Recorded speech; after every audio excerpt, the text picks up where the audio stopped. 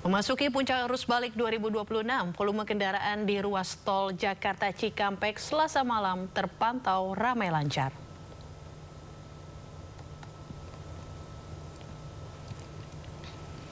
Pemirsa, pantauan lalu lintas dari gerbang tol Cikampek Utama pada Selasa malam masih terpantau ramai lancar dari kedua arah.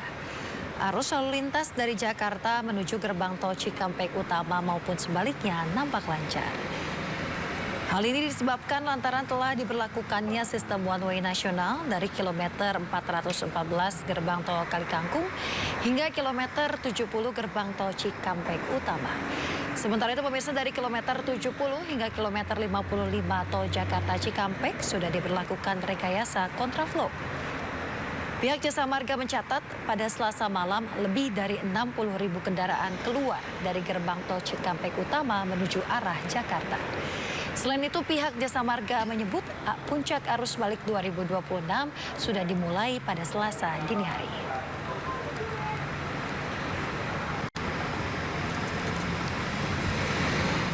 Pemirsa, untuk mengetahui situasi arus balik lebaran di sejumlah titik, kita terhubung dan rekan Naura Syafikah di gerbang tol Cikampek Utama. Ya, halo, selamat pagi Naura. Bagaimana situasi arus balik di tol Cikampek menuju Jakarta? Apakah sudah terjadi kepadatan? Ya, selamat pagi Ayu dan juga Yasmin dan pemirsa. Di pagi hari ini arus lalu lintas di gerbang tol Cikampek Utama terpantau ramai dan juga lancar. Kalau misalnya kita melihat dari data yang diberikan dari Jasa Marga dari pagi hari, total sudah ada lebih dari 8.000 kendaraan yang melintas dari arah tol Timur Jawa menuju ke Jakarta melalui gerbang tol Cikampek Utama. Dan juga pastinya memang ini merupakan puncak dari arus balik 2026, di mana puncak ini sudah dimulai kemarin di tanggal 24 dan lanjut di tanggal 25 ini. Kami akan mengajak Yasmin, Ayu dan juga pemirsa untuk melihat pantauan udara dari arus lalu lintas yang berada di gerbang tol Cikampek Utama. Memang terpantau ramai lancar dan juga sudah ada penerapan dari skema lalu lintas untuk mengantisipasi adanya kemacetan. Yaitu yang sudah dimulai dari kemarin, yaitu ada one way nasional dimulai dari kilometer 414 lalu berlanjut di kilometer 70 tempat kami melaporkan. Dan tidak hanya dari one way nasional saja yang sudah diterapkan, ada juga yaitu kontraflow. Kontraflow ini dimulai dari kilometer 70 dan lanjut hingga di kilometer 47. Namun sebagai informasi, kalau untuk kontraflow ini bersifat situasional, di mana dilakukan sistem buka tutup melihat dari arus lalu lintas apakah ramai atau lancar ataupun juga padat. Jadi bisa diperhatikan kembali untuk informasi ataupun rambu dan arahan dari petugas yang ada di lapangan. Dan kalau misalnya kita melihat dari informasi yang sudah diberikan dari Jasa Marga bersama dengan pihak kepolisian yang sudah memprediksi untuk puncak arus balik, memang tidak hanya terjadi di hari ini saja, tapi ada juga di gelombang kedua, yang gelombang selanjutnya yaitu di tanggal 28 dan 29. Sehingga untuk para pemudik yang ingin menjadwalkan perjalanan balik ke Jakarta, mohon diperhatikan kembali untuk tanggal-tanggal puncak arus balik sehingga bisa dihindari tanggal tersebut dan rencanakan kembali untuk perjalanan balik ke Jakarta agar terhindar dari kemacetan. Tidak hanya dari one way nasional dan kontraflow saja, ada juga penerapan kembali dari diskon tarif tol di tanggal 26 hingga 27 Maret sebesar 30% untuk Anda pemudik yang melaju secara terus-menerus dari gerbang tol Kalikangkung lanjut hingga di gerbang tol Cikampek Utama. Dan kami akan masih memantau terus hingga di siang hari dan sore hari, karena mengingat juga memang masih banyak sekali untuk kendaraan, baik dari kendaraan pribadi maupun bus antar kota yang masih melakukan perjalanan menuju ke Jakarta. Yasmin, Ayu, kembali ke studio.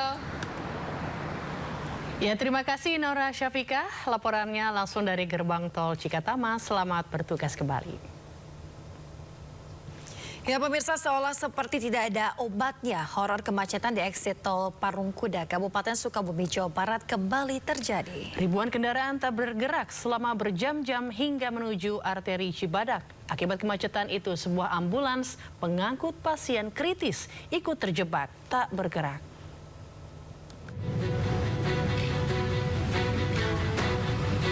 Ribuan kendaraan terjebak kemacetan parah hingga nyaris tak bergerak di eksit tol Parungkuda, Kabupaten Sukabumi. Kendaraan yang didominasi kendaraan pribadi dari Jakarta dan sekitarnya terus memadati jalur arteri Parungkuda.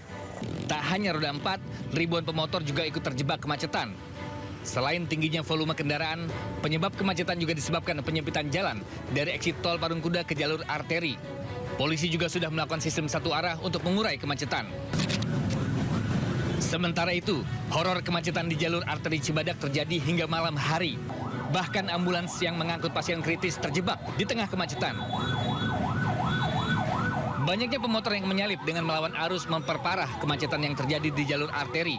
Bahkan, seorang pemudik yang akan menuju Bogor mengaku sudah terjebak 3 jam hanya untuk bisa mencapai Simpang Ratu Cibadak.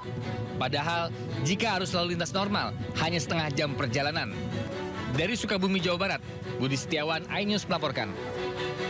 Ya pemirsa, sejak sore Pelabuhan Bakauheni mulai dipadati oleh kendaraan yang hendak menuju ke Pulau Jawa. Untuk mengurangi padatan, petugas memberlakukan pembatasan kendaraan untuk golongan tertentu.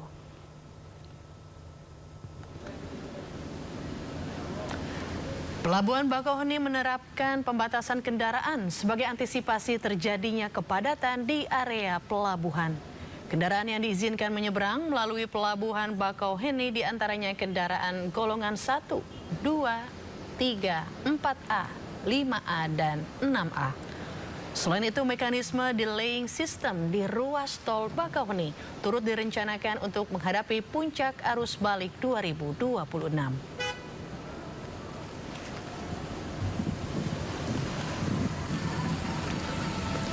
Pemirsa, kecelakaan beruntun melibatkan 4 kendaraan terjadi di jalur utama Pantura, Kabupaten Karawang, Jawa Barat. 1 orang tewas akibat kejadian tersebut. Pemirsa, tabrakan terjadi antara sebuah bus, truk kontainer box, minibus, dan juga sepeda motor. Dugaan sementara kecelakaan terjadi akibat bus yang berhenti mendadak sehingga kendaraan di belakangnya tidak sempat menghindar.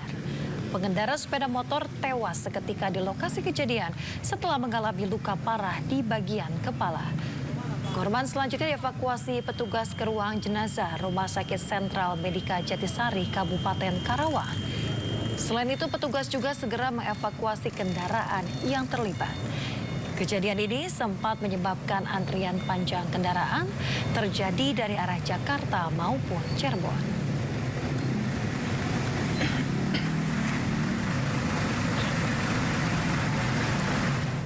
Pemirsa, 6 jenazah korban kecelakaan di Majalengka disambut isak tangis di rumah duka di Kabupaten Karawang, Jawa Barat. Seluruh jenazah langsung dimakamkan di 3 lokasi berbeda sesuai permintaan keluarga.